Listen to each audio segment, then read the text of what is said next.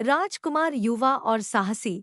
राजमाता राजकुमार की माँ धैर्य और समझदारी से भरी। दुष्ट मंत्री जो राजमहल में विद्रोह फैलाने की योजना बनाता है। राजा राजकुमार के पिता जो अपने राज्य की रक्षा करने के लिए संघर्ष कर रहे हैं।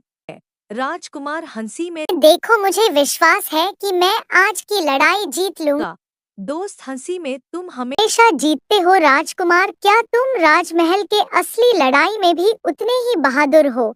राजकुमार गंभीर होकर पर मुझे नहीं पता, लेकिन अगर कभी ऐसा हुआ तो मैं राजमहल की रक्षा करूंगा। राजमहल के दरबार में राजा और उनके मंत्री बैठे होते हैं।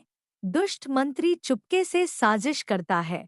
दुष्ट मंत्री खामोशी से अगर हमें राजकुमार को असफल करने का मौका मिल जाए तो पूरा राज्य हमारी ताकत के तहत आ जाएगा।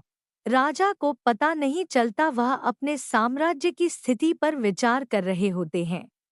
एक दिन राजकुमार और उसके गुरु युद्ध का प्रयास करने जंगल में चले जाते हैं।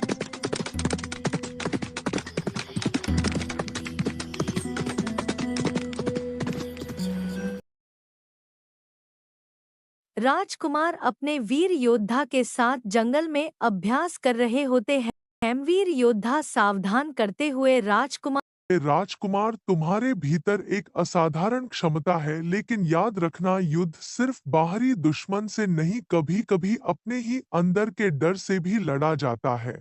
राजकुमार संगठन से मैं समझता हूँ गुरु, मुझे अपनी ताकत और कमजोरियों को पहचानना होगा। राजकुमार पूरी शक्ति के साथ प्रशिक्षण करता है। थोड़ी देर के बाद वह वापस घर चले जाते हैं। राजमहल में दुष्ट मंत्री ने बगावत की योजना बनाई है। वह सैनिकों को उकसाता है और राजा के खिलाफ साजिश करता है।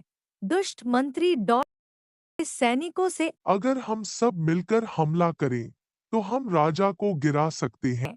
सैनिक असमंजस में होते हैं।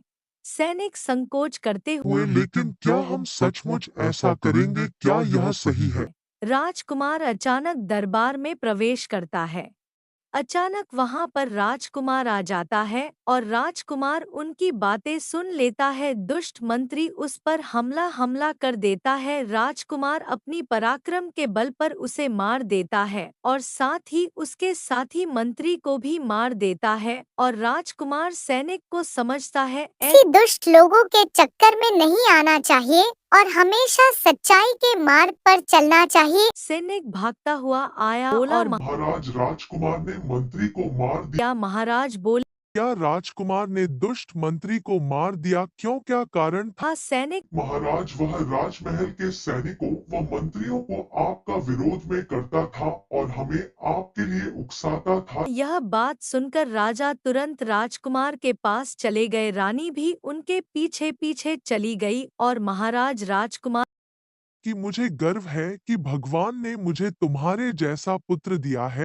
और फिर सभी राजकुमार प्रशंसा करते हैं और यह कहानी समाप्त हो जाती है।